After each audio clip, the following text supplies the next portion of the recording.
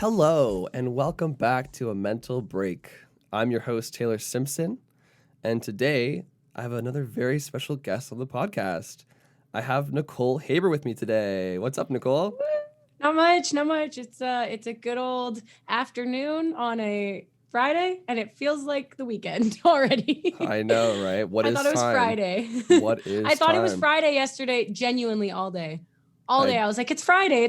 And then I'm like, oh, it's not Friday, Nicole. I don't blame you. Well, thank you for being on the show today. Thank you for having me. I really appreciate it. Yeah, so before we jump into things, I always like to ask the guests on the show how they're doing emotionally today, like the day that we're recording. And do they feel comfortable and safe speaking about the heavies? I think so. I've definitely been a lot more comfortable lately. Call it the new antidepressants, but I've been feeling a lot better, which is nice. And I honestly didn't expect it. So, I'm feeling good. I'm totally happy. I'm always happy to talk about the heavies. I think they're valid, and I think that people should be able to talk about them without feeling apologetic. Oh, I absolutely agree. Well, thank you. I'm glad I have your consent to speak about mental health because it's tough for some people to talk about these kind of things, and I never want to feel like I'm pressuring my guests on the show to talk about things like that unless they don't want to. Well, that would make somebody more in the sense like that's an anxiety thing right there, right? Exactly. Endless spiral. Yeah, I don't want someone to feel like they have to support my podcast, and like come on, but be uncomfortable with it. I'm like, no, like if you want to be on the podcast, that's great, but like just if you don't, also it's fine. That it's totally fine. Yeah, exactly. Like I want to make sure that you feel comfortable and safe here.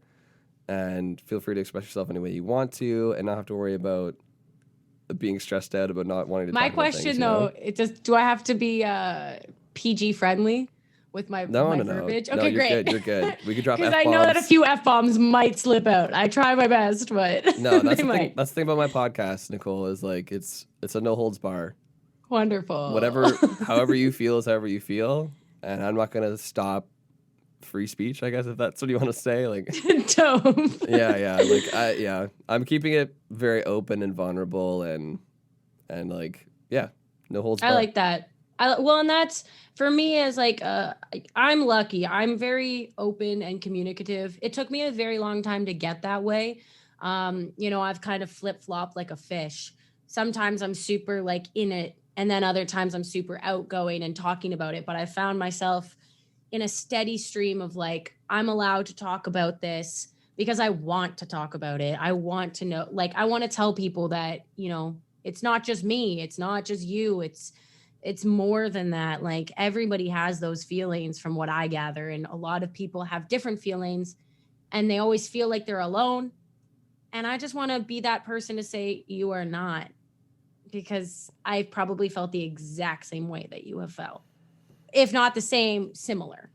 Right. Well, that's amazing. I mean, that's kind of the whole purpose of this podcast that I started, like it's funny you mentioned that because I was talking with my therapist about, just being stuck right now because we're all like, COVID's going on and stuff like that. And, Nicole and I are both servers. I mean, I'm sure we'll get into that later, but, so I've been out of a job for quite some time now. And she always used to tell me, my therapist, that I'm like really good at communicating with people. Like I'm really good at reading people, and I'm really good at listening and just understanding people. Because obviously I come from a background as well. Like in the first episode of the podcast, it's like my introduction episode, so that people can get a better idea of who I am as the host of this podcast. Yeah. Just so I'm not talking out of my ass, like. You're just like, all right, tell me all of your sad stories, but no one gets to know about me. Not a single person. The world doesn't need another white dude on a podcast, like, and I understand that, but like, I feel like I have something to give. Yeah. Like through my experiences, and then I have other people come on and talk about their experiences, right? So, like my therapist told me that she thought I'd be a good therapist. Really? Like she dope. thinks I should go into it. And like it's always been an idea of mine, but just with the schooling and the amount of money it takes to get educated and stuff to do that kind of stuff is just it's unattainable for me at this point, right? If I wasn't So a musician, I was going to be a forensic psychologist. So boom, there you go. I get it. You And I know, like could not you handle the understand. school. I have an abnormal psych book. I read it for fun. It's That's the good to thing, read yeah. because it's good to gather some information about the brain. Like it is very good to know about before you self-diagnose, before you say like, "Oh, I'm this, I'm that, whatever." It's good to know what's happening in your brain. It's like it's good to know how to use an oven before you just throw something in it, you know? Yeah, most of the time. Before you set your house on fire. So Yep. instead of setting your body on fire and your head Yep. on fire, learn about it, you know?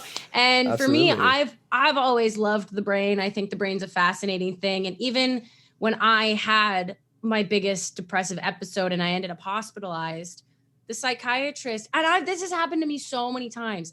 Every fucking person that I talk to in the psychiatry field or psychological field, whatever, you know, they look at me and they say, "You're doing everything right. You know a lot. Like, you know a lot about your head and you know a lot about what's going on. You're taking all the right steps. You're doing all the right things. You know too much, it seems." And I'm like, how am I supposed to get help?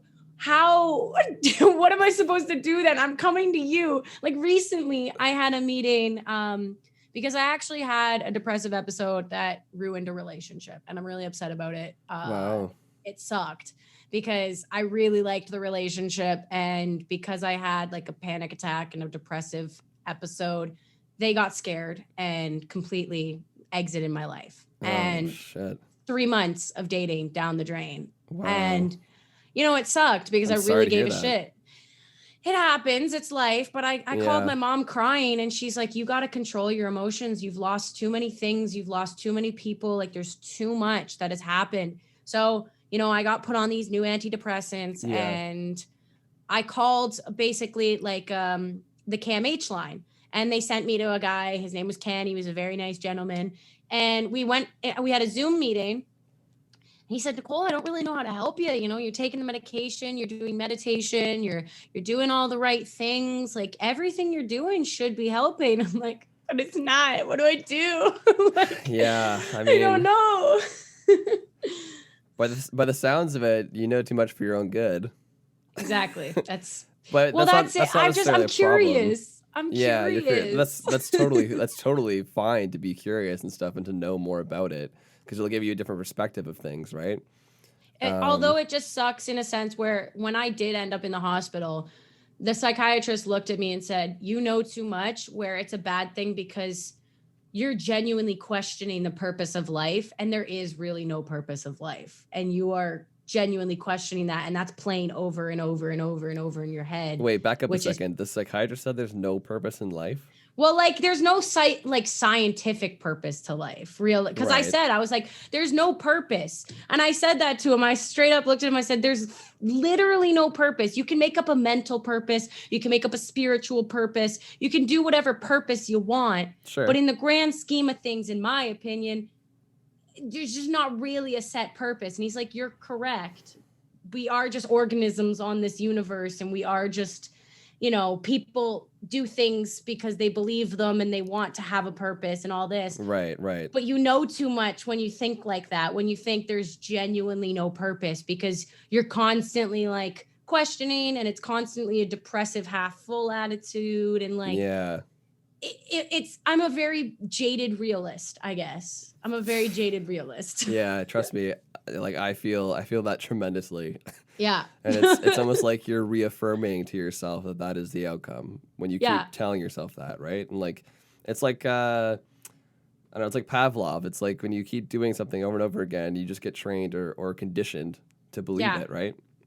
Yeah. I So want, and for me, like, I'm one of those people who doesn't give a fuck about anything. Like I'm a non-binary, pansexual, agnostic person. So didn't know that. Wow. all of my stuff is up in the open. I love what I love. I believe what I want to believe. And I am whatever the fuck you want to call me or whatever I want to call myself. You know, I don't care about that kind of stuff. Right. Religion doesn't make that much sense to me, but it does in a certain aspect. And I would like to believe there's something. Gender, again, I go scientific, and I'm going to get into the real hard-hitting stuff here. And if people disagree, that is fine. I'm going to preface myself before I get in That's cool. Yeah, yeah. Everyone's allowed an opinion. Everyone's allowed to say what the fuck they want. I don't care. Yep. And I have my opinion. You have your opinion, Taylor. And the audience has their opinion. Mm-hmm. So I'm just saying this all in my opinion. Religion, to me, I like to believe that there's something, but I don't know. And I can't justify certain things. You know, I was born and raised Catholic, but I can't justify certain things in that. Gender, in my opinion, there's a scientific thing where I think your gender is not your personality. Your gender is a physical body part that differentiates you from one another. Sure. You know, whether you have a dick or a vagina. You know, like they're two different things and they need different things. Yeah, in its most basic form, right? But that's not your personality. Your personality is more like, I have this difference between gender and personality. So that's why I go by non-binary, because I'm a very tomboyish girl, apparently. You know, I'm very masculine. I have girly moments, girly, whatever you want to call it. Right. And I don't believe that gender is defined by whatever part I have. It's whatever fluid. I am. Yeah. And same thing with my sexuality. Why would I cut myself off from half of the fucking planet when I can just love everyone. Personality and just love? This is the thing. It's hard enough to find a significant other. Don't cut off half of my options. Yeah, alienate yourself to one thing. Okay, we got a lot to unpack here. Yeah. To finish my thought earlier, before we unpack all of this. I'm sorry, you know me. I digress. I love it. That's why I wanted you on the show. But anyways, the main point I was trying to get to was just that, you know, minus the schooling and all that crap, I just decided to start this podcast. I was like, I have the audio equipment, I have my experiences. Let's see what I can give back to the world. You know, like, let's see, like, I wanted to create a platform, like I said from the top, like before we started recording today, Nicole. I wanted to create a safe space to talk about these sort of things that are often taboo in society and stuff. Yeah. And I want to break the stigma and have an open dialogue about mental health, because I just don't think it's talked about enough like this. Yeah. You know, a one-on-one, 100%. People being vulnerable, people opening up about it and not having to feel any shame or any whatever their internal feelings are about it, you know? Yeah. So yeah, that's why we're here. Yeah, and then I already hit the hard-hitting topics, politics. Oh, you're going we haven't hit politics yet. We can talk all day I'm sure about we'll politics. Get there. but we got religion, sexuality, gender. We got it all in there at the beginning, so that's like a little taste of what's to come. You know what's happening. If you're on this podcast, you already know. If you don't like it, turn it off. No, and like I said to you, like it's an open platform, so like speak freely, obviously. But I love it. for the listeners that don't know Nicole Haber, tell us a little bit about yourself, Nicole. Oh, God. Okay. So I'm a musician. I'm a full-time artist and musician. I make music under my own name, Nicole Haber. I top line for artists. I've actually worked with Taylor on a track. I featured on his last track, Heavy Hearted. Whoop, whoop. And whoop, whoop, it was so good.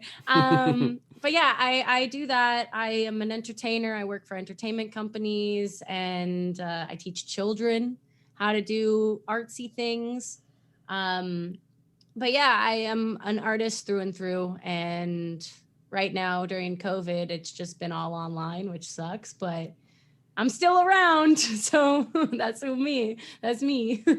Awesome. And she's amazing. And we love her. We stan her. Oh, thank you. You're very welcome. You're very welcome. So now people know who you are. Now we can get into it. Okay. So my first question. You know who I am now. You know I'm a crazy bitch. Yeah, we got it all out of the way at the very top of the podcast. Well, I just think that stuff also, that shit messed me up mental health wise. All of those things are huge decisions in your life that you have to make and you have to think about, and like science and like real and like imaginary, all that shit. Those are things that also affect your brain. And like I said, if you don't do your research on everything, this is where I think too much, because I literally look into everything. And then my brain's just like, you need an answer for everything. Right. So I know for me, those three topics were huge influences on my depression for years. And I can imagine. I never, because I went as straight for years. I went as a woman for years. I almost went transgender at one point because I was so fucking confused. Right. And living through that is like so hard. Like your God, I can brain only has no imagine. idea. Yeah. So I definitely think that those are things that are good to think about when you're thinking about your mental health, because sometimes it's as easy as making a decision in a certain element in your life that might change your whole brain and mindset. Absolutely. Well, we'll definitely dive deep into that, but let's get a baseline Yes. started for the listeners. Hell yeah. So the first question I have for you to do the deep dive is what mental health struggles or illnesses do you deal with? And have you been formally diagnosed at all by a doctor, or do you just know what you're feeling? Like you just have an understanding of what it is, but you haven't been formally diagnosed. So when I was a kid, mental health wise, I had ADHD, which was always really hard growing up. That was really hard. I think I picked And that up from the conversation already. yeah, I have really bad ADHD, and for the first like 12 years of my life, I was taking medication, and by 12, I was telling my mom I was addicted to a medication. I was saying I can't sleep without it. I can't, like, I need it. And so that was something I was really diagnosed with, and I've had to struggle with my whole life, which it sucks because that is more of it's a learning curve, but it also affects relationships a lot because a lot of people just call you annoying and dumb or something Or like that. distracted or not Yeah, focused. or that you don't care or whatever, but it's not, that's just my brain is like a mile a minute, Right, right. and then as I got older, my mom ended up getting depression, and I refused to believe that I had it for a really long time. For 10 years I refused to say anything. When I was about 16, I went to the doctor. I said I kind of feel sad, and he kind of wrote down borderline personality disorder from what he gathered from me. Right, okay. And I said, don't diagnose me though. I don't want it. Just tell me that if that's kind of what's going on, I'll do some research. I'll try to work on it and like fix it as if that's something you can just like do by yourself. And so for years I neglected it. And now I'm still not technically diagnosed, even though I've gone to the hospital for it, even though I take medication for it. I've never been technically diagnosed with it. But anxiety, depression, borderline personality disorder, OCD, and yeah, that's pretty much where my head's at. So you deal with a lot of mental Yeah, health yeah. struggles then is what I'm getting from this. Oh yeah. Well, and they all compile into like, I think the main one is the borderline personality disorder, because depression is a stem from that, anxiety is a stem from that, OCD is a stem from that, and bipolar a little bit. And sometimes I notice my moods are like all over the place. So I was Right. asked multiple times, do you think you're bipolar? Do you think you're bipolar? And I was like, I don't think I'm as extreme as bipolar, but there is a feeling of that sometimes. Right. So So do you find your mood like shifting very quickly between being upset or like manic, like happy? Like sometimes, and that's the thing. People have asked, are you manic? Are you manic? And I'm like, I refused it for so long, and it took me a long time to look at myself in the mirror and say, you're manic. Like you have manic depression. You have like that, right. like that shit happening, because it doesn't happen quick. But sometimes I just get so fucking happy and I have no idea why. And I'm like, like I'm freaking out and I'm so happy about it. And then other times I'm just sitting there and I'm just like this is pretty dark, but sometimes when I'm on the subway, I look at the train tracks and my brain just automatically goes so dark. And so like, just jump, Like you want to jump in you front know, of it. and I'm not even thinking about that. Like nothing's happening. I'm standing on the train tracks waiting to go home, and I'm just standing there and I look at the tracks and I say I could easily just like jump on those. Yeah, And it's and the then my whole brain spirals down and I'm like, "Oh no." yeah, it's like the what ifs, right? Like but again, it's the mental illness taking control, right? Yeah. It's not for people listening, it's hard to describe, Nicole, like I'm sure you've had a tough time in your life as much as I have trying to describe this to people that maybe don't fully relate to what we go through. Yeah. And, you It's know, hard. the Really hard whole to fucking tell people. yeah, the whole suicide stigma is something that I really want to break down in this podcast with guests that come on. It's just like I feel like it's so stigmatized and it's so looked at negatively most of the time. Yeah. You know, and it is in a sense because, you know, you don't want anyone to die, obviously. Like that is the worst ending of that situation that could happen. But you don't want somebody to feel that way E- either. You know what I mean? Like Exactly, you exactly. don't want somebody, and that's I think what a lot of people neglect to think about. Like I lost my best friend of 20 years because of this. Told her I would rather commit suicide, and she was just like, "You're so selfish. I can't believe Mm, you do that." And I'm like, "You want me to?" Because when I went to the hospital for my depression, I was at the lowest low. Like I've never been at that rock bottom before. And I couldn't tell you, I spent 3 months straight. I cried every day for 3 months straight. I could not go a day without it. And I just felt like absolute shit every single day. And I was like, I hate being alive. And I feel like yeah, people don't see that. yeah. I And that's mean, where it becomes tough yeah. because, I mean, I relate to it like immediately, obviously, but I go yeah. through similar things, right? But like, yeah, to the average listener out there that doesn't necessarily struggle with this, and again, I'm gonna piggyback on what you said earlier about like the whole the negatized stigma of it, of like, oh, you're so selfish, like why would you do that? Like, why would you off yourself? Like that's such a coward's way out, or Or you're seeking attention. That's the or worst. yeah, they always spin it so it's like it's always your fault, but Yeah. it's like, and I mean, don't get me wrong, there might be people out there that do it for the wrong reasons. You know, like Yeah. there's always people out there that ruin it for everybody else. Yeah. But I'm talking more about the people that are actually struggling and that Yeah. are actually going through a dark time in their life where they're so fucking low that that is the only option left for them. Yeah. You know, and I want people to know listening, and I'm sure Nicole can back me up on this. It is not our intention. Like, most often, the people that go through this don't want to die. Yeah. Like, I don't Well, want to die. I'm going to piggyback after that thought because I have two things that I want to piggyback Absolutely, on that. feel free. This is a discussion. Yeah. But most often, at least the people that I've met in my life, and me personally, because you know I've tried to kill myself as well a few times. You know, not successfully, obviously, 'cause I'm still here talking to you. Thank God. Which I'm happy about. I'm very happy about it too. But yeah, it's just one of those things where I don't think people fully understand it, and I don't know if they ever will fully understand it. But I want people to get to at least a point where they don't negatize it anymore. Yeah. You know, Well, like, okay, so when you were saying there's people who ruin it for the rest of us, I don't believe that 100% in a sense where, yeah, sometimes people are trying to commit suicide for attention, but they need it. They need somebody to know that it's yeah, going it's on. like That's like it's another kind of spin on it where right. I know for me, I have tried to commit suicide numerous times. Yep. And I am completely open about that. I'm extremely suicidal. It's not even that I want to be, it's just my brain will always go to that as the drama. Like, you know, when something bad happens, my brain is like, just kill yourself. That's the way to Mm-hmm. end it. And for me, I've even said to doctors, I know I'll never do it.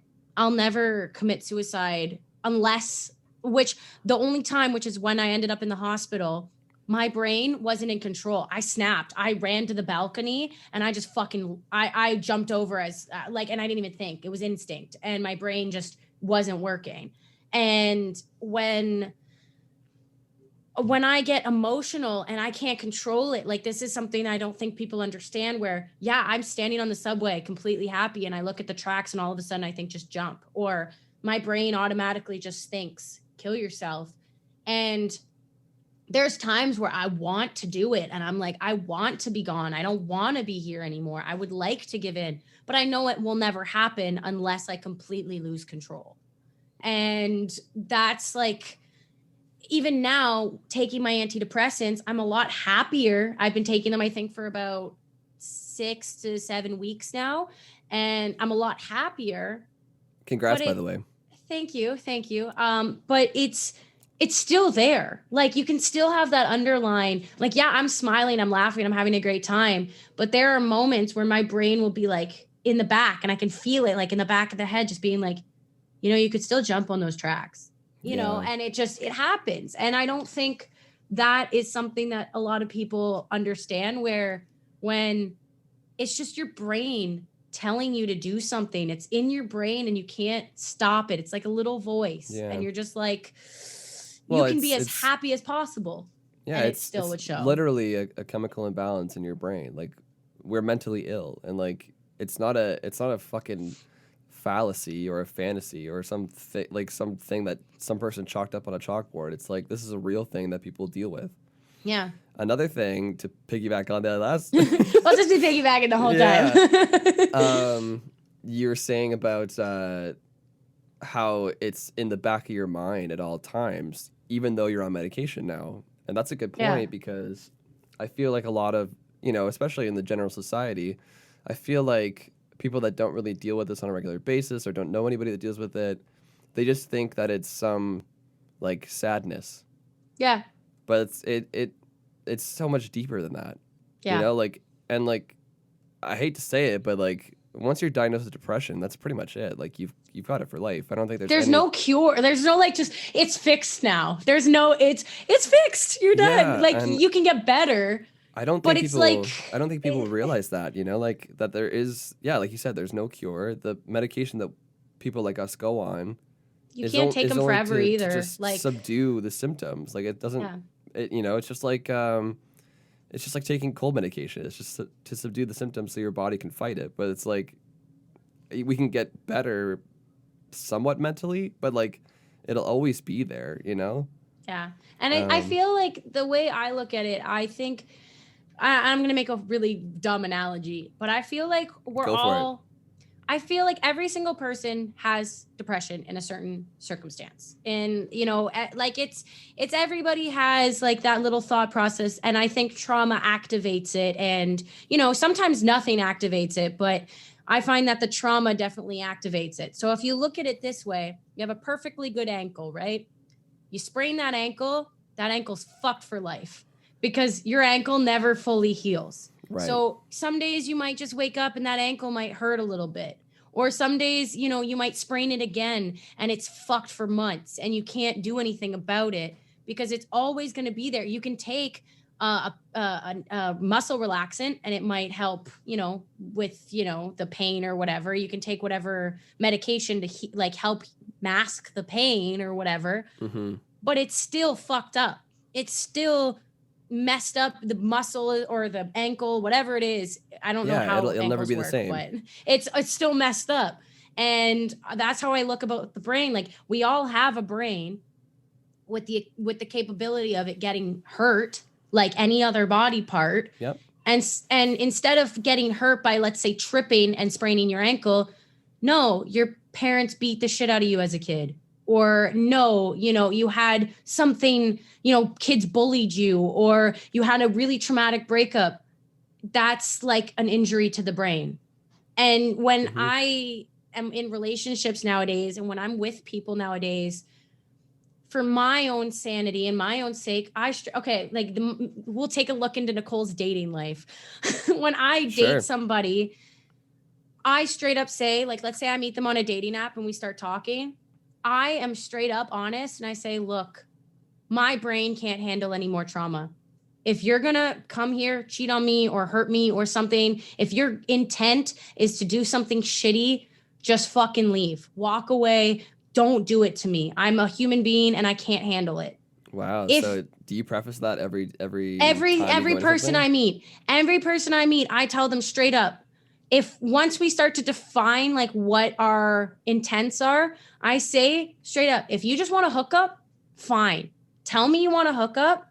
And if I feel the same, we'll hook up. And I don't have to wonder if you're ever going to text me again, because I can't handle getting ghosted. I can't handle somebody cheating. I can't handle heartbreak. And that's not me being a weak human being. That's me having a shit ton of trauma that if that shit happens to me again, I spiral for months. And I'm trying to take care of my mental health. And instead of losing my shit for months, I'd rather you just straight up tell me, yeah, I'm looking for a one night stand. I'll probably never message you again. Cool. Okay. Yeah. Great. And I'm like, if you're going to be a dick and hurt me and like you want to cheat and whatever, just don't do it with me. I don't care. You can go live your life. Just don't do it with me. Yeah, and then at least you have like the grounds have been laid, kind of thing. You know, like you're not second guessing or stressing yourself out. You know, with anxiety and stuff, trying to figure out what's going on. Why aren't they texting me? Why are they ghosting me? Yeah, and because that's people don't understand. Like, I'm a very anxious person, and I'm very apologetic for everything. So if I say something and I think it hit wrong, I worry about it for hours. And if you don't text me for hours, I'm like, oh fuck, oh fuck, oh fuck, oh fuck. It's very Canadian of you.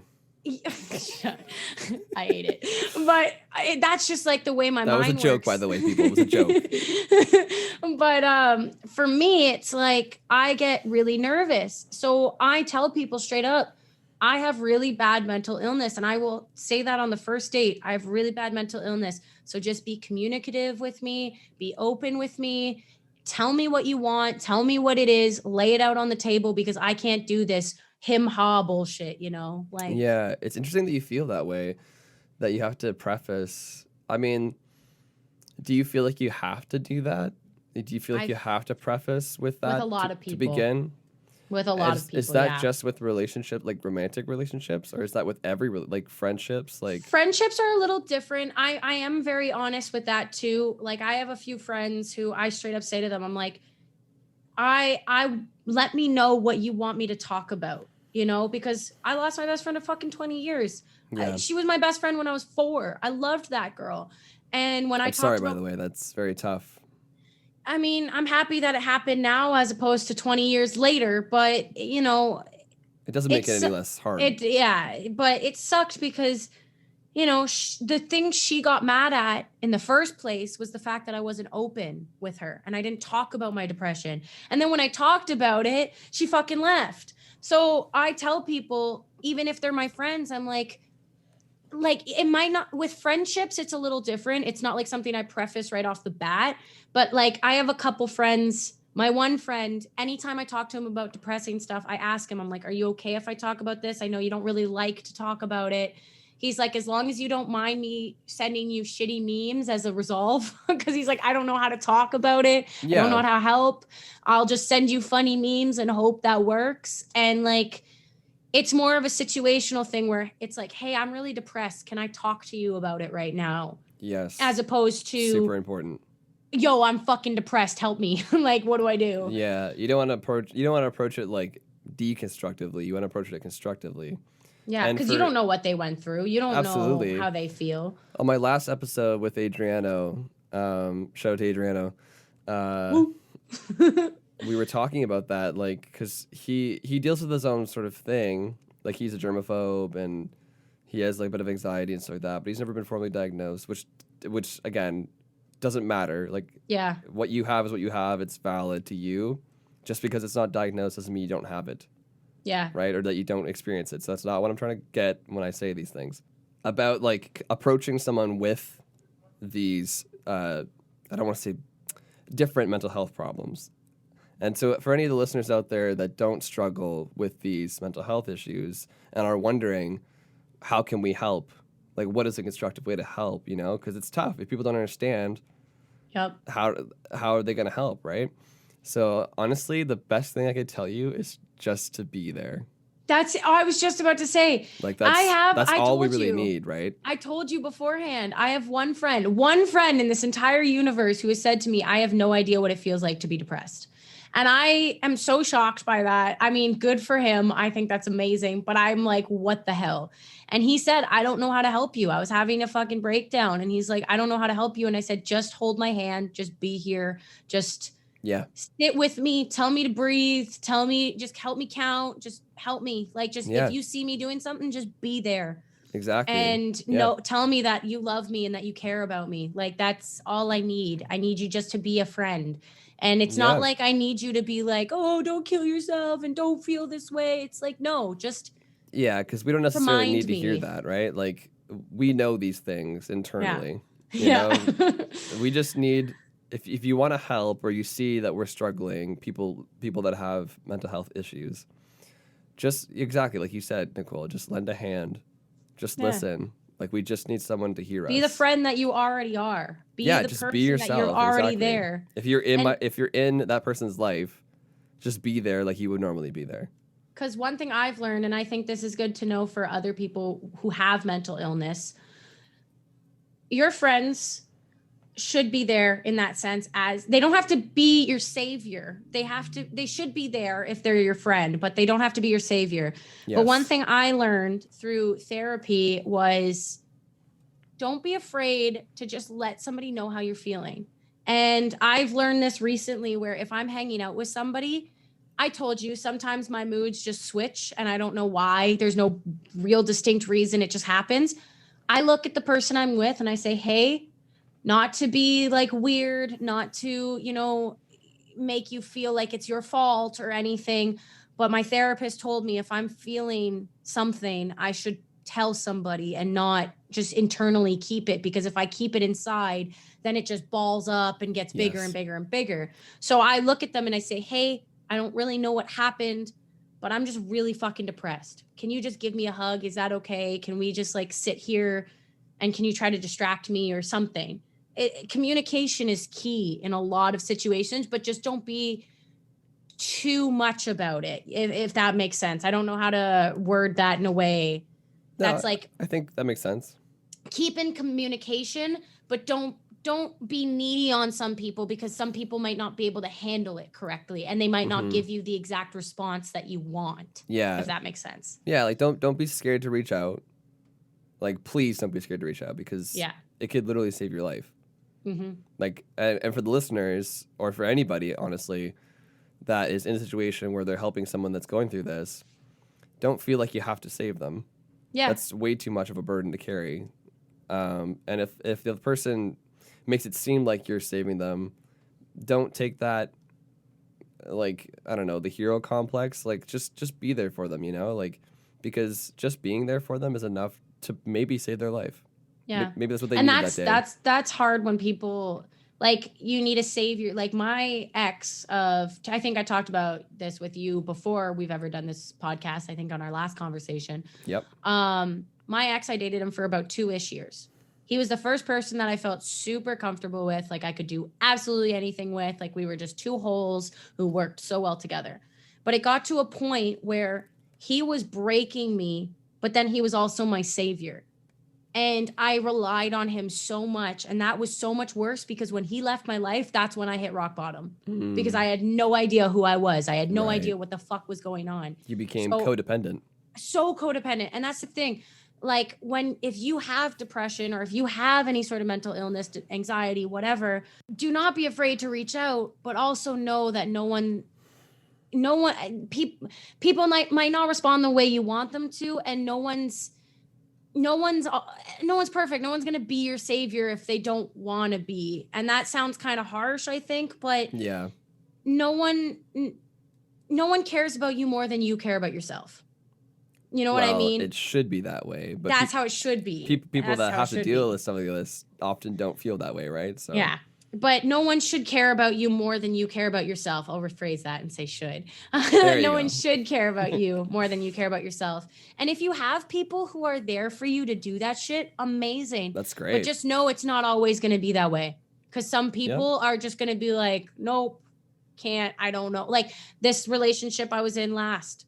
We dated for 3 months. It was a long distance thing. He had depression as well. So I thought maybe I could put some of that, energy out in the open so that, because he would know what I was feeling. But I scared him the fuck away. And he never wanted to talk to me again. But that's not your fault, though. Yeah. And it took me, I cried so hard for 3 days. I'll count it, 3 days. And I felt shitty. I felt like it was all my fault. And then I realized, what kind of person does that? They know that I suffer from that. And if they couldn't handle it, you know what? I don't hate him. He just couldn't handle it. That's fine. Yes. But it doesn't affect me in any way either. I'm still me. It doesn't matter. That's a good way to approach it. I mean, that's probably the best way to approach it, honestly, in a situation like that. Well, Nicole, we got pretty deep there. I mean, my next question was kind of basically covered, but like I'll ask anyways in case you have a different perspective. I was just gonna ask, like, what is your experience and your perspective been like dealing with your mental health over the last since you were born. I don't know, like. Dude, I neglected it for 10 fucking years. Yeah, like I said, I we touched pretended upon like it but- wasn't even there. I pretended like my mom had really, really, really bad depression, and I just called her lazy. I was an asshole. Right. When I was a teenager, I said, "Mom, you're fucking lazy. Mom, you're not taking care of your kids." And that was me being a frustrated teen who didn't actually have a mom growing up at that point. Right. Because she was non-existent. She'd spend all day in bed. She'd spend all day. She's probably going to listen to this, and I love you, Mom. If you are listening to this, I love Shut up, you. Mom. And this is not me shitting on anything, but this is just the way I felt growing up, where I thought, you're lazy. You're not taking care of your kids. Like, I'm your child. You should be taking care of me. And I have issues with boys, and I have issues with my body, and I have no idea how to deal with them. And you're supposed to be the one to help me. Right. So I hated my mom for a very long time. And I was really upfront about it to her. And she felt so guilty. And for 10 years, I neglected to say I had depression. I thought I could fix it myself. I was like, yeah, I'll figure it out. It's fine. Right. And then once I had that breakup where everything shattered and I felt so codependent, I was like, no, there's something wrong. Did you even know what depression was? Sorry to go back, but like, I want to know, like, this is interesting to me because not what when I was younger, no, I had no idea what the fuck depression was. You just thought you were sad, right? I just thought, I just was like, oh, I'm handling situations. I'm just over dramatic because I was always an over dramatic bougie bitch. I'm like, I was in theater. I've always been dramatic. So you've always just chalked it up to that. Yeah. Rather than not actually knowing what's going on inside your head. Well, and so many people also would say you're just looking for attention. And so for me, it was always, when I was a kid, I was depressed. I was really depressed. I yelled at my parents saying, I'm going to kill myself. I was like 13 yelling at my parents saying, I'm going to kill myself. I'm so upset. I'm so depressed. And I didn't know I didn't know about depression, but I just said, I'm so sad. I'm so upset. I'm so depressed. Yeah. And my parents would laugh at me and say, oh, this was before my mom got sick. Actually, this was before my mom got really depressed. Right. I was getting bullied like crazy at school. And I got called indents when I was 12 because I had no boobs. Oh my goodness. And now I have something. I don't have much, but I still have something. But, I was like, I'm 12. What do you want from me? Like, I can't do anything about that. That's my body. And people made fun of me. They said I talked too much. I was annoying. Every boy thought I was disgusting. And there was just all my friends made me feel like shit. And I was so sad. And when I went home, I would just get yelled at all the time by my parents because it was a really dysfunctional kind of childhood, I guess. And when I started getting a little older, I would tell my parents, I want to kill myself. I'm sad. I want to kill myself. And they'd laugh at me and say, oh, yeah, say it again. You just want some attention or blah, blah, blah. You're not going to do it. Relax. It's fine. Everything's fine. Yeah. So that when my mom got depression, I was like, okay, fuck you. Like, you guys made me feel like shit because I was getting bullied like crazy. I had no friends. I would sit on the wall eating my sandwich by myself every day. I had no friends. My family was broke. I had nothing. And I felt like shit every single day. And then that happened to my mom. So I refused to believe that it was that. And then when I went off to school and moved to Toronto, I was sad. And every time I was depressed or anxious or feeling like, overly like, I was just like, oh, it's a bad situation. You're making it bigger than it is. You're just making it dramatic. Wow. And just, heal yourself. You'll be fine. Because if you're told something enough, you believe it. I got told I was fat for years. And I was anorexic for God's sake. Like I was 90 pounds for like a very long time of my life. And to this day, I work out 7 days a week and I still think I'm fat. Every single day I look at myself, I'm like, I have abs, but I'm still like, ugh, you're fat.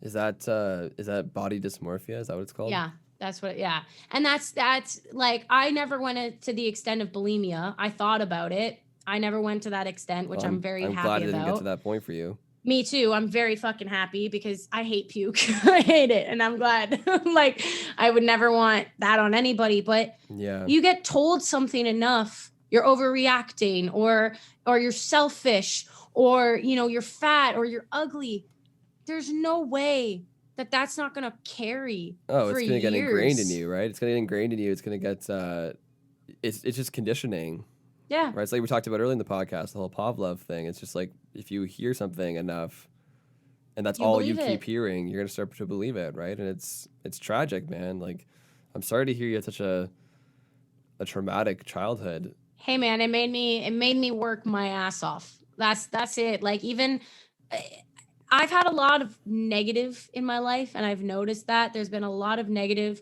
There's been a lot of positives, but it's like the bad always a little bit outweighs the good. But that it's always moving, it's always turning, and you got to look at the Right. bright side.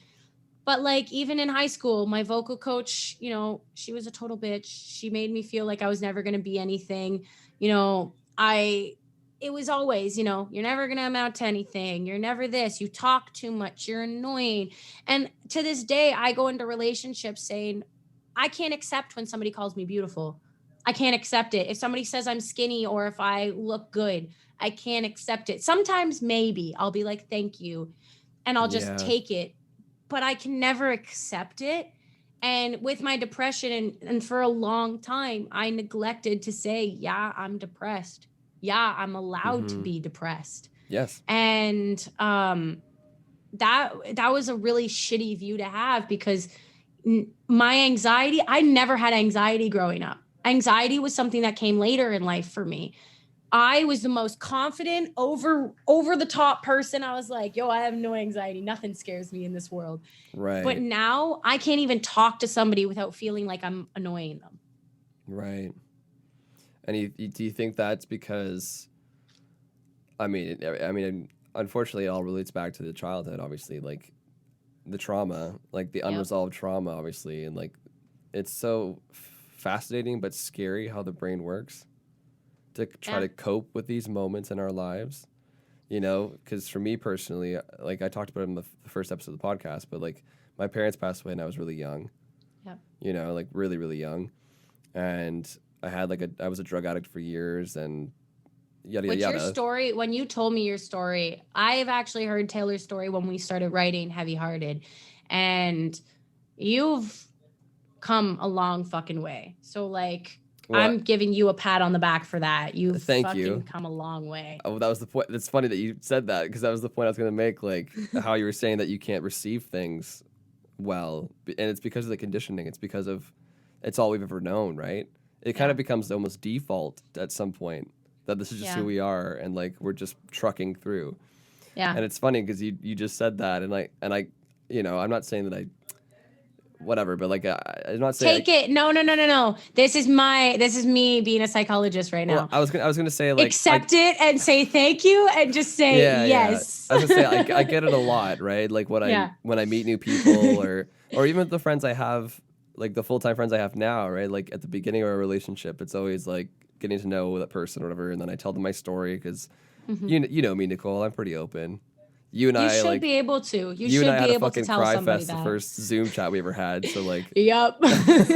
that's why Nicole and I are so close now and are able to talk about this kind of stuff. It's just we're both open books, right? So yeah. But yeah, sorry, I'll get to my point. Basically, I get told that a lot, like how strong I am, or how proud people are of me that I've gotten this far after everything that's happened to me, and it's like I wish I could feel that. I wish I could feel that way. Like I wish I could feel the way people say that I am. Mm-hmm. I wish I could believe them, but when somebody says you're the strongest person I know, you're like, am I? What? Like, no. That's a low bar to set, my friend. Like, what? I don't know. Yeah. Because like I know I'm strong. I know I work really hard. I know I'm talented. And that's the thing, even with music too. Like I always say, I always feel behind. I feel like the door is open, and as just as I get to the door, it closes. Oh, God, and I've noticed that with my music too, where there's this opening, and as soon as I get there, it's not like, I just can't seem to break it. I see people, who are, it's funny. I had a friend who is now on Twitch, and she's killing it. She's fucking amazing. And she started after me. She asked me for a few pointers. I gave them to her, and she surpassed me by like triple now. Wow. And I'm like, bro, what? Like, why does nobody want to listen to me? Why does no one like me? Well, that's another. And that's not it. That's not what's No, happening. that's not what's happening. But No. it's just, that's how it feels, where you watch these people succeed, or you see all of this success around you, and you're just like, yeah. And then people tell you you're talented and you're gonna make it, or Yep. you know, you're strong or you're beautiful, and you're like, I'm not. No, it doesn't feel like it. I mean, that's an unfortunate thing though too, right? The whole comparison thing. Yeah. Like, I think we're all guilty of doing it, obviously, even if you have a mental health illness or not. We're all guilty, especially in today's society, of comparing ourselves to other people. I mean, whether it's through social media or a friend group or whatever context you want to put on it, but that comparison in us is just, it's such a negative trait to have, because like it's good in some ways because it pushes you a little bit. If you use it positively, yeah, like it could be a positive thing, but oftentimes it's negative. It's not. I look on social media, I'm like, I hate my life. Yeah, you're like constantly comparing yourself to other people, like you just said, like how someone was at the same level as you, and now they're I blown love up them so much. I'm so proud of her. Exactly, I'm like, you're good for proud you, man, and you support them, but you're like, damn, like why can't that be me, right? Yeah, I'm like, I love you, but fuck you. Well, that kind of, I mean, it doesn't really segue to my next point, but I was curious. I mean, we've touched on a lot of things so far in this conversation, but this is what I like to call the what am I gonna call this segment? The real reels. We'll call it the real reels. The real reels. This is the you gotta have like a yeah. This is a sound effect. listeners, if you get uncomfortable or triggered by these kind of things, skip ahead a bit, okay? So Nicole, what are the hardest moments you've had to face in your life so far dealing with your mental health? Okay, so on a general term, nights are the worst. When you sit in bed and you think about everything. For me, on a general term, the nights are, I end up crying, calling a crisis line most nights because I just can't. And I don't know why. Recently, again, I think it's the antidepressants. I haven't, which is nice. But for a lot of the time, the nighttime tends to be the hardest. I know that's not really what you're asking exactly, but that's just like you can answer it any way you want to. That's like my general thing now. That's where you're at right now, right? Yeah, but the hardest points in my life were, and my childhood was fucked. And like I said, I got really bullied. My friends didn't like me, and maybe this is my brain, and like maybe I'm wrong. I don't know. Maybe, you know, my family will tell me something different, or my friends from school tell me different. It's your perspective. No, but this is where I kind of want to segue it with the mental health situation.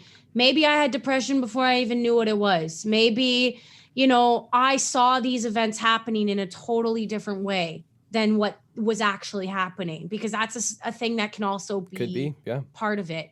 Yeah. But, you know, I was getting bullied. Nobody liked me. My friends treated me like shit. And whenever I went home, I came from a family that was broke. They didn't have enough money. My dad got really sick when I was really young. Then my mom got really depressed and she got really sick. She had really bad stomach problems. So both my parents weren't working. We had no fucking money. My mom and dad were fighting every day. And my dad didn't know how to handle it. And my dad took it out physically on us. And, you know, back in the day, hitting your kid a little bit wasn't a big issue. But as the kid, it fucking killed. Like when I was a kid and I got in trouble, if my mom and I would fight, we'd yell and scream. And I remember my mom looking at my dad saying, "Can you deal with it? Deal with it." And when that happened, I ran to my room hiding because I knew my dad was going to rip my hair out of my head. Or I knew that, you know, I was going to get spanked, or, you know, dish soap poured down my mouth. And that, as much as like, you know, that's like back in the day, that was normal. You know, you can do that to your kids. Yeah, but it was never normal. That's tormenting a kid. It's hurting something. Like, and I remember like being terrified when my dad would come up the stairs or I would run and hide. And there was one time in particular where this wasn't even to me. My brother and my dad got into a huge fight. My dad got so pissed, he picked up the hot pan that my brother was cooking eggs in and almost fucking threw it at my brother. And that scarred me. Like, I even brought that up actually at a recent dinner with my family. And my dad's like, I don't remember. He's like, I remember that slightly. I don't remember a lot of that, but I remember it slightly. And I'm like, you were obviously in a rage then. Yeah. Because Yeah. I remember sitting in the living room doing my papers because I had a paper route. Nice. And I'm doing my papers and I'm hearing them fighting. And my dad almost fucking hit my brother with a hot pan that had eggs in it. And that genuinely was just terrifying. And I got kicked out of my house. I got fucking put out on the streets in the middle of the fucking winter. And my mom said, I don't care, fucking lock the door. She doesn't come back, you know? And that shit fucked me for my life. Yeah, I mean, like, now hearing that, like, everything we've talked about so far, unfortunately makes sense. Yeah. And that, you know, the way I look at it is I would go to school. My teachers would tell me I'm annoying and I talk too much and that I have bad penmanship and that I don't focus enough and that I was a bad student. Meanwhile, I was fucking smart. This is the thing. I'm a highly educated person. I am like, when I was in school, I had honors. I was doing I was doing grade 12 classes when I was in grade 9. Like, I was smart. But every day I was told I was fucking not adequate as a student. At school, my friends made me feel like shit and no boy liked me. And then I'd go home and my family treated me like shit. And I had no money. And I started that paper route with my brother when I was like 7 or 8. I was working at 7 or 8 and I didn't see that money. That money was going to my parents to pay their fucking bills or to pay for our food or whatever we needed. Right. And, you know, and because of that, because I had no money, I'd go to school with less stuff. And then people would make fun of me more because I didn't have Build-A-Bears or Tamagotchis or... No. And it was just like an endless cycle. And no matter where I went, I was just sad all the time. Right. You had no outlet. Everywhere you went was negative. And then I'd go for walks by myself. And I had this little spot that I'd go to. It was right off the highway. And I just laid there on the gravel and just stare at the sky, writing songs, singing. And my songs, I have this series, Come Cringe With Me, where I sing all the songs I wrote as a kid. I've seen it. All of those songs are depressing as fuck because but that's okay, I was though, because so sad. But that's okay though, because you were working through stuff the only way you knew how to do. So the reason I neglected telling myself I had depression and going to therapy or taking meds was because my songs were my healer. So for 10 years of my life, if I was sad or depressed, pen to paper, I would write it all out. If it was out in the universe, it was gone from inside me. Right. And that's what I did to get over it. Nicole, did you ever feel trapped at all? Oh, 100 all the time. And the worst part was, like I said, before my mom got depressed and before she even really knew what depression was, nobody in my family knew what depression was until my mom got depressed. Right. When I was saying, I'm sad, I want to kill myself, I hate everything, I hate my life. You know, parents just think, oh, you hate your life, man, you're just upset. And I was genuinely saying, no, I fucking hate it here. And I felt so trapped in my home. I felt trapped at school. I felt so trapped. And the only time I felt okay was when I'd go on a run or when I'd go for that walk and lay at that little spot by the highway. And my mom would ask me, why are you out till 2 a.m? You know, you're too young to stay out for a walk till 2 a.m. I was like, I don't want to come home. I don't want to go home. I don't want to go to school. I don't have a place. I had no safe space. The only safe space I had was when I was in high school and the stage. That was it. I would go sit on the stage for my lunches or for whatever periods I had off. I would sit behind the curtains, tucked away. And I was like, this is my safe space. And a lot of people don't know that. I talk openly about my depression and about a lot of the things that have recently happened. Yeah. But not a lot of people know that, you know, I was physically abused. You know, I was mentally abused from my friends. Absolutely. I was physically abused by my parents. I was psychologically abused by my parents. And I felt like absolute garbage. Wow. From 12 to now. So, I mean, like, this is where it all stems from. Yeah. This is where everything comes from in your life. Basically, it's from that time period. I feel like no one ever really likes me or loves me because I never felt that. You know, when I was really young, I felt love from my parents. Don't get me wrong. We had great Christmases. Everything was awesome. Sure. But when I hit about 12, not only did school become hard, because school was always hard. For some reason, I always got picked on. I was just like, everyone just fucking used me as a punching bag. I don't know why. Kid. I was the fucking kid that everybody made fun of. Yeah. It felt like that anyway. It might not have been, but it fucking felt that way. You felt like a target. Yeah. And then when I was about 12, that's when family shit started happening. And from 12 to, I guess now, I felt worthless and meaningless and like I didn't want to be alive. And I've spent pretty much 12 years of my life saying, I wish I could just fucking end it, because I just don't know. When people love me, I can't believe it. Right. When people treat me with respect, I can't believe it. Yeah, it goes back to the trauma. And I try to explain that, and people don't.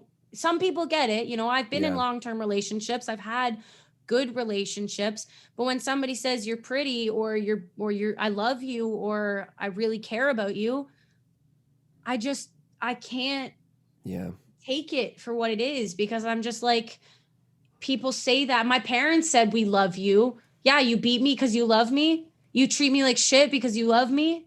Like, right. It sucks. Well, I know, like, we just talked about this earlier, how it's impossible for us to take a compliment, but it's very brave of you to come out and talk about it like this.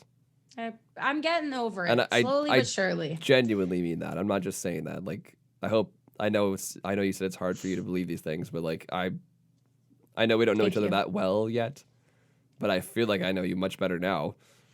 But not even some of my closest friends know that about me. Wow. Not even some of my closest friends. Like, my best friend of 20 years, she knew all that. Right. But she was the only person who knew that shit. Right. She was the only fucking person who knew that. And my ex of 2 years, they were the only people who knew that. And when I lost both of them at the same time, I literally started new and I didn't tell anybody anything. Because, I mean, it's tough. Like, how do you even begin to talk about that again, right? If people, like, if all you have to know is the people that you shared that with originally left. You. Yeah. Where does that leave you, you know? Yeah. And it's like, nobody wants to hear about the sad shit, so I just put in my songs, and then people are like, oh, I listen to Happy Pill, that's fucked.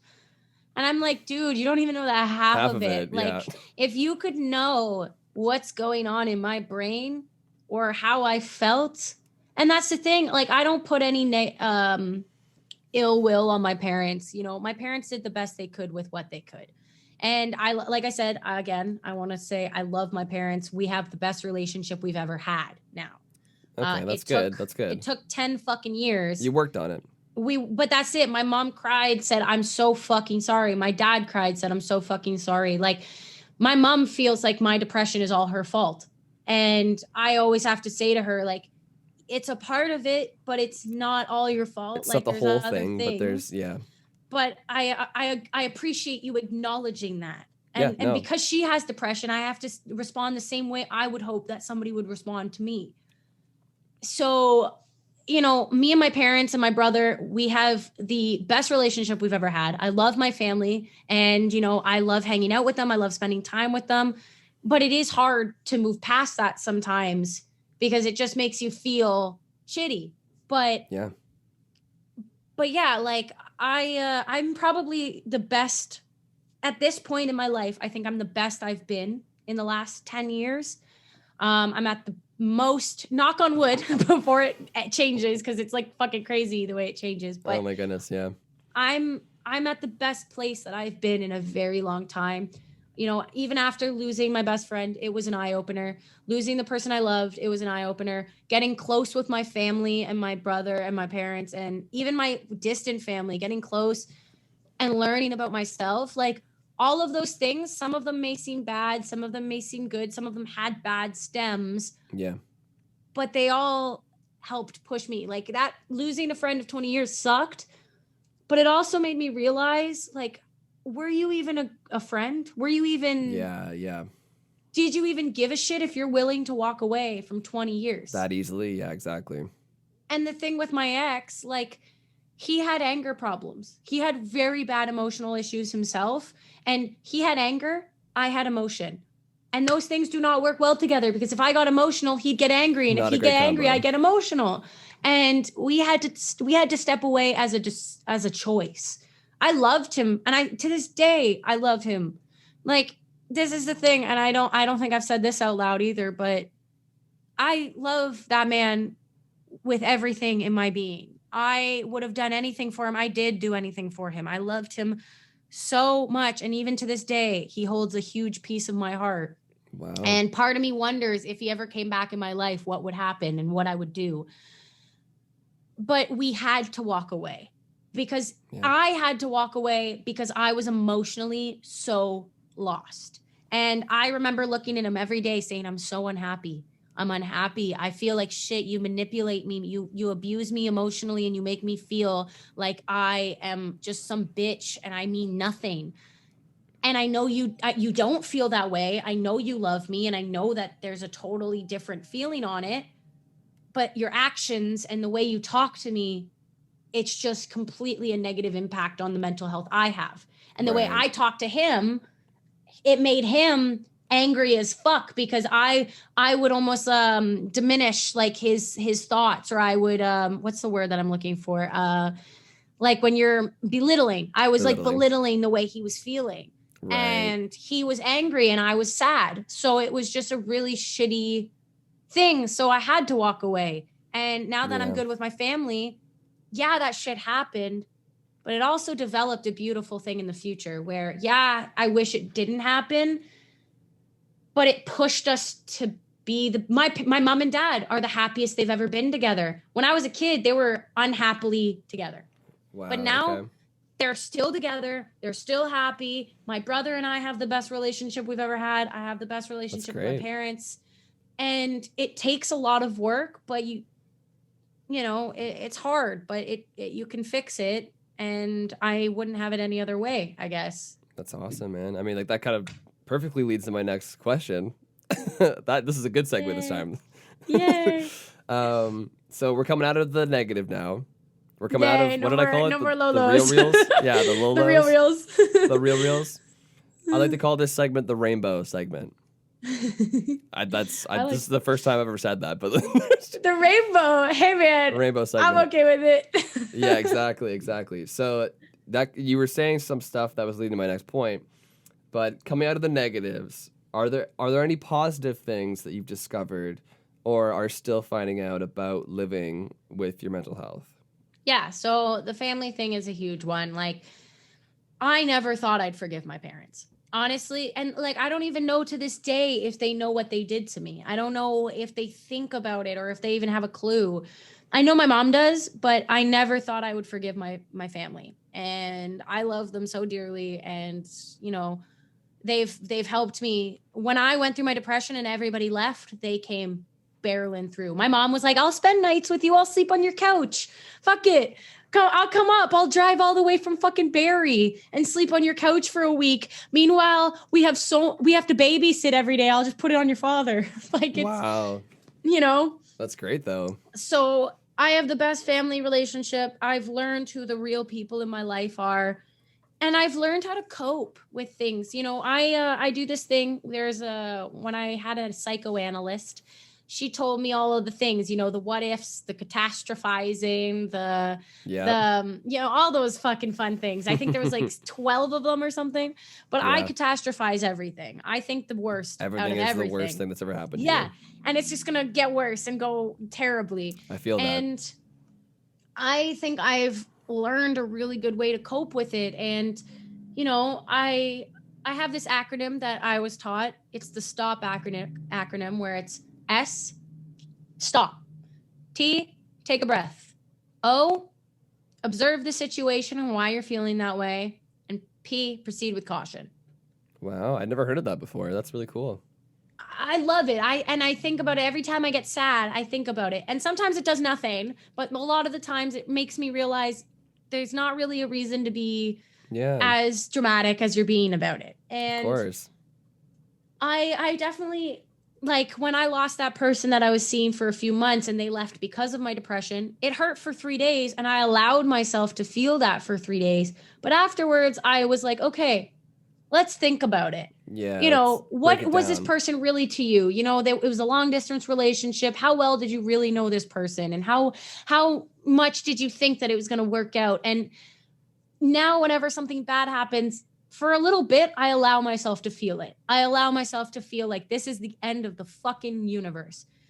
But then I come out of it and I say, okay, how can I move forward? Like recently, my fucking roommate just up and left with no notice whatsoever. You were telling me And I that, was yeah. stuck. I was stuck with $2,000 worth of rent put on my back during a pandemic when I was barely getting any money as it is. And I was like, Yeah. what am I doing? Uh, You know, and I was really fucking scared about it. But then a week later, I was like, this was a blessing in disguise. I wish I could have kicked this person out. So I'll figure it out. So it And worked out now, for you then. well, now my new roommate's fucking dope. I love my new roommate. That's great. And, you know, you have to learn that, yeah, bad things happen, but there's always a way to deal with it and move forward. Mm-hmm. And there's always a way, you'll always figure it out. There's always some way to figure it out. And I think that's the best thing that's come out of my depression, where it's like, I've learned more about myself.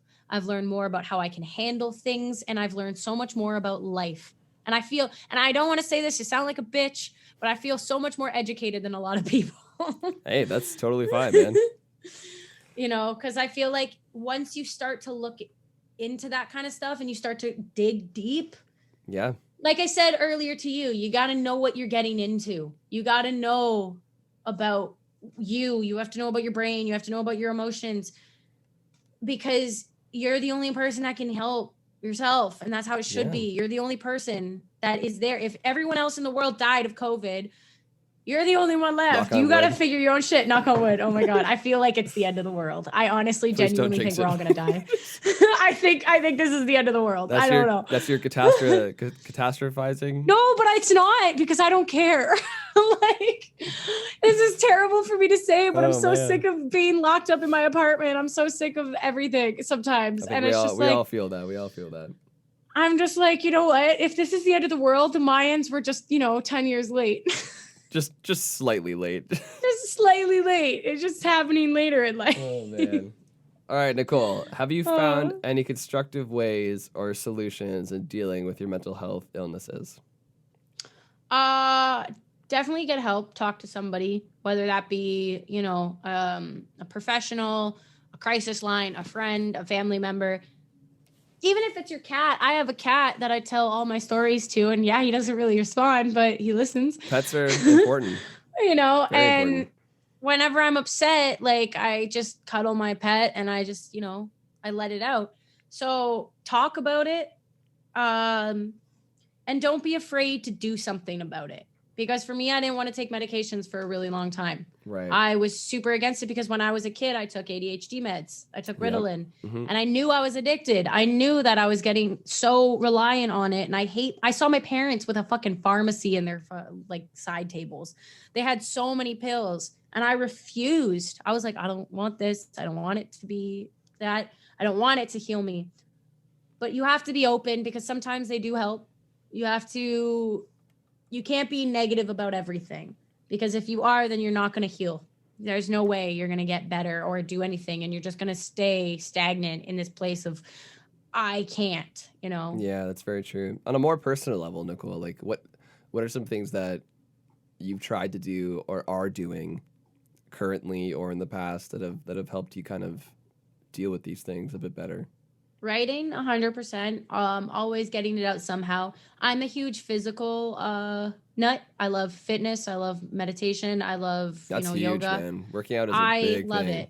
I dated a personal trainer, so that was my click to when my 2-year-long relationship. He was a personal trainer. Wow. So, okay.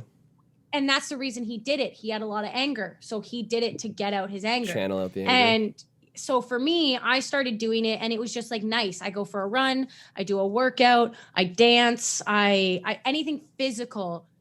It releases everything. You're too exhausted to feel upset. You're too exhausted to feel pain.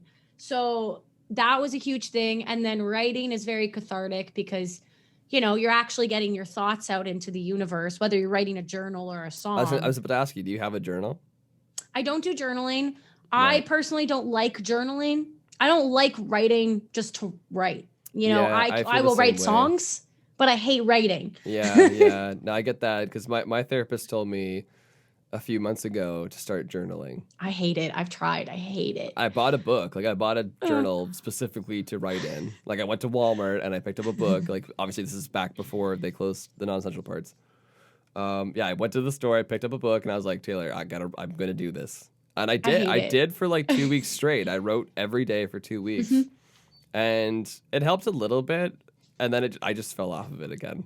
I can't, for journaling for me, like people say to do like the 3 affirmations, like wake up, say 3 things that you love about yourself, say, 2 things that you're thankful for in your life. And like before you go to bed, those I think are cool, but I personally don't feel like I need that. I just need to like look at myself sometimes in the mirror and say, you know what, you're fucking gorgeous. Or Yeah. you kick ass today, or you're Right. working your Right. ass off. And for me, I hate it, but I love it at the same time. It's a conundrum because they say don't distract yourself from the mental illness. Oh, we're gonna get yeah. They say don't distract yourself, but all they say write about it, or go for a walk, or go do something that'll take your mind off of it. And you're like, but that's just a distraction. It's a band-aid. And it's like all Yeah. I do is distract. I work 24/7. You know this. I'm a busy ass person. Like I literally am going ham 24/7 Yeah. to distract myself This so I don't podcast was think. booked a week ago, so yeah. Yeah, like so I don't think.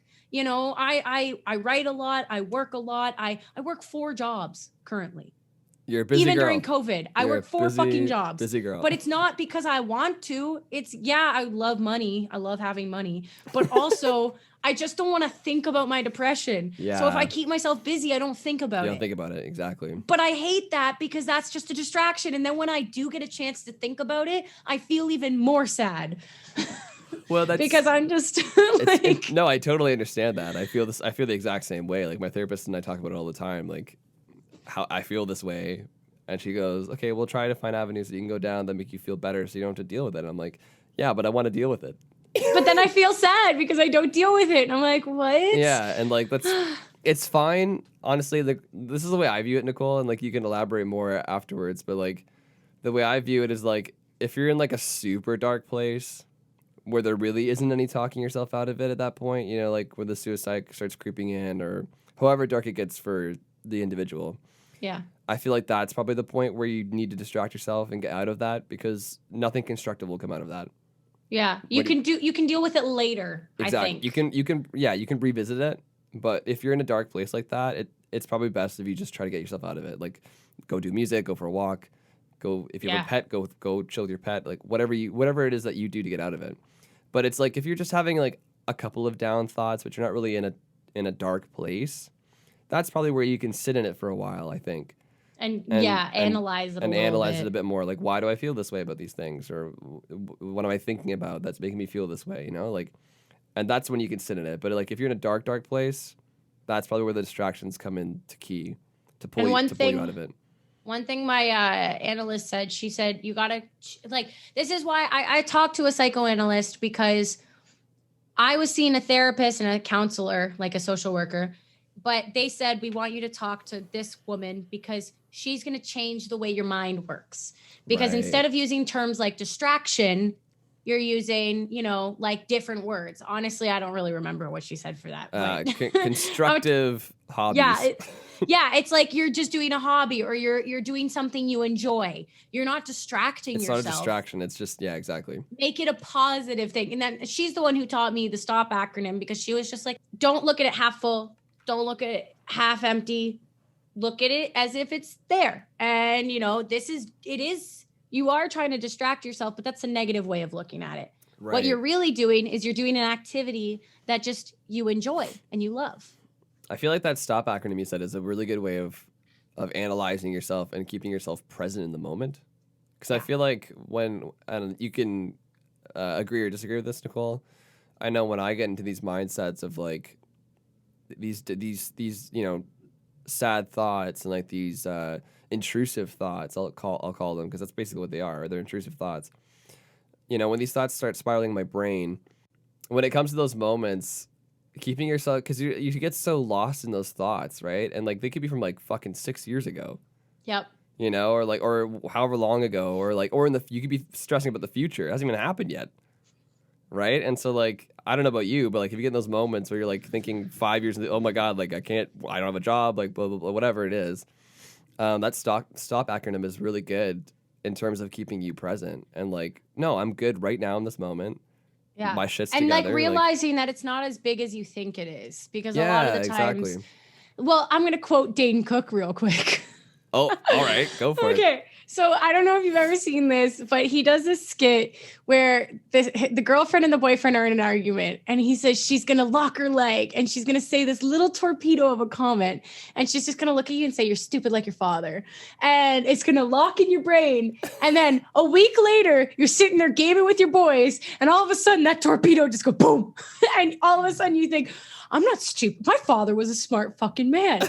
and he goes upstairs and he tries to find her, and he's like, yeah, you're eating fucking noodles? Yeah, you know who bought those noodles? I bought those noodles. And you know why I bought those noodles? Because my dad bought those noodles when I was a kid, because he was a smart fucking man. And honestly, it's easy for your brain to spiral off of something so small. Yeah, and there's a point to that. So yeah. I remember watching that skit, laughing my ass off, because somebody will say something so stupid and small to you, and a week later you're like, wait a minute, like that hurt, and it just spirals to a big thing. Yeah. And it's easy to fall out of it. It's easy to just be like, oh my God, stupid like my father. And then think about your father. Think about all the bullshit I went through with my family and my parents and all that. That just big and makes it huge. And then, the acronym is nice because at that moment I'm like, okay, stop. Think about what you're thinking about. Why are you thinking about this? It's such a small thing. You're allowed, and then you have to remind yourself you're allowed to feel some way about it. Yep. But you also have to proceed and move on. Yeah, exactly. So I have a little happy pill on the one side of my neck. I want to get like as a tattoo, I want to get that stop acronym on the other side as a constant reminder. Should. I think it's a great idea. I think it's a very good one, because it's just genuinely like, just fucking stop. And I think sometimes, as harsh as it is, we have to look at ourselves, and even if you have to look at yourself in the mirror or just say it out loud, you say stop, because it's easy to fall. It's so easy. Well, I think that is a great point to leave off to my last question. Yay. This has been great. Like some of it's been awful, but that's a part of life. That's it, right? Mental health is not all fucking good. Yeah, it's not black and white. It's all over the place. The healing's great, but like the trauma sucks. Exactly. So Nicole, I'm just gonna say, any final thoughts or feelings you want to express to the listeners? It could be like a message of hope. It could be any advice with people dealing with similar things to us. Anything you want to say to the listeners listening to the podcast? So I don't want to say something that I know you probably heard 100 times. You know the drill. If you need help, get it. No, you're not alone. And this shit is very relevant now. And I think especially with COVID, a lot of people are kind of coming to terms with it. So that, go get help if you need it. Talk to somebody if you need it, and know that you're not alone. But also, stop being so apologetic. This is the one thing that I've had to learn recently, and I've been talking about it a lot, because even with my songwriting. So I had a friend straight up tell me, don't be afraid to write shit. Sometimes it's like a beer keg. You got to let the gross crap come out first. You got to sacrifice the first pour, and then you get good shit after that. So stop being so unapologetic. And this is me telling you, not asking you. This is me telling you, stop being so apologetic. If you lose people along the way, fuck them. If you lose yourself lose a little them bit as along, if they leave you, not like lose them if they die. No, that's what I mean. That's not like lose them as like a big, anyways. But if they decide to leave, if friends, family, relationships decide to leave, you know what? It's fine. You'll be fine on your own, because you have yourself, and that's all that you should have. You know, you are the one who can heal yourself. You are the one who should be able to take care of yourself. So stop being so apologetic. Just be you and just be okay with that. That's it. And I'm telling you, I'm not asking. I'm telling you. Wow. I mean, you heard it here first, folks. Nicole really slamming home the message. Oh, it's just that's the thing love it, though. Like, I love it. It's hard to like. You can tell people till the cows come home, please, I hope. But no, you need somebody to straight up look at you and say, stop, fuck off, stop, just do it. You know? Tough love is important. Yeah. Don't make me get Shia LaBeouf up in here going, just do it. Just do it. Because you'll hurt until that point, you know, like, and you're only hurting yourself. No, I totally agree. I think those are good words to live by. And I'll just add to that, like, to jump on another piggyback. Lots of piggyback in this episode. Wait, hang on. Hey. Every time there's a piggyback, you got to do that now. Pigs in the house. Pigs in the house. Yeah, honestly, after everything we've talked about in this podcast, I mean, I feel like I know you that much better now. Yeah. And I hope the listeners also know you that much better now. Thank you for being so vulnerable today. I mean, like, wow, we really got into it.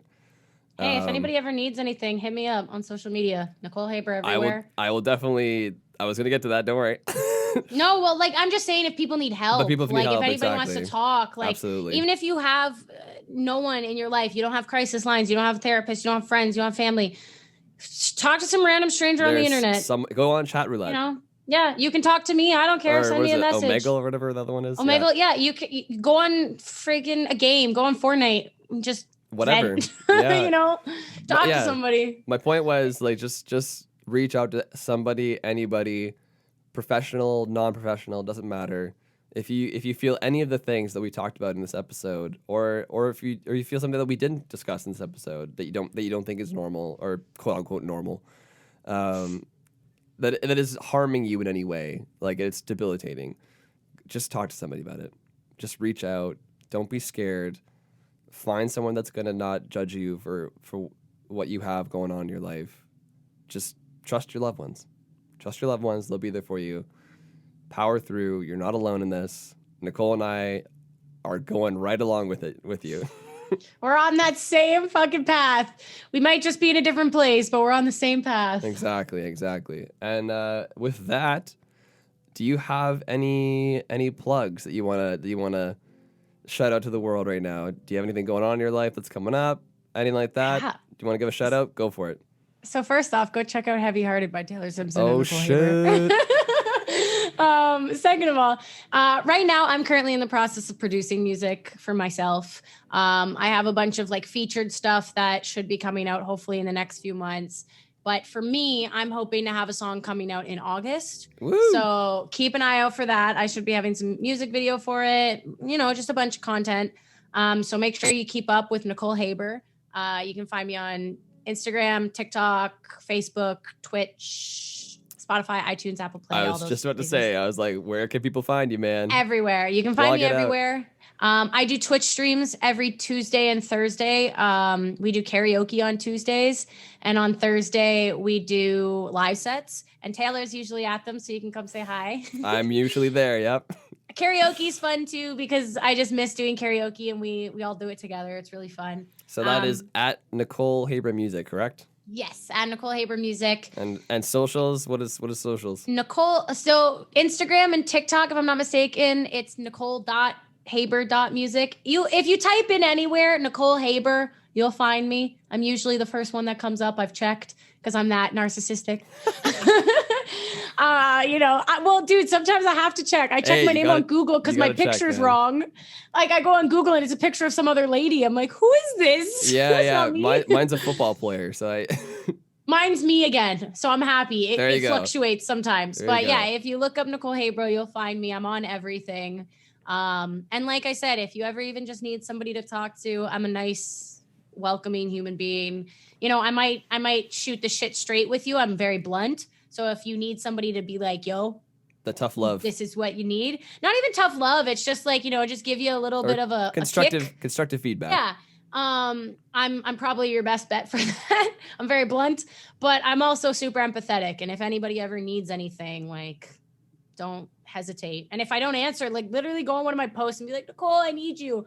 I will fucking find you. I will talk to you. I'm such an advocate for the mental health shit. And I want to make sure everybody's got someone, you know? And that's exactly why I had you on the podcast. I couldn't think of a better guest to come on because I know how passionate you are about mental health, and I will vouch for Nicole here because I know it's always better to hear from somebody else than the actual person.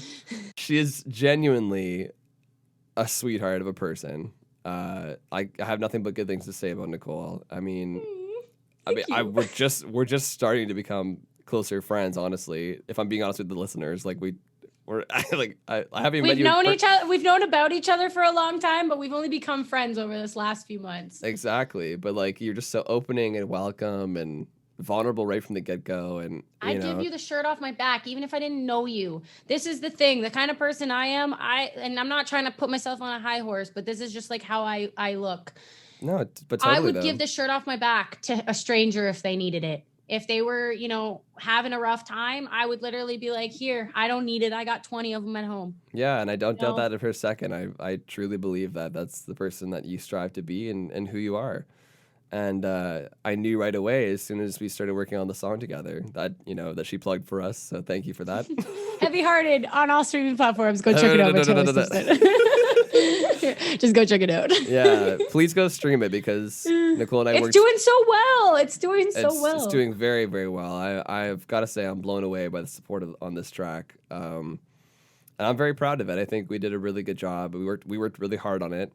And it's all about mental health in that sense. Like it's a perfect. It 100% is about mental health. Yeah.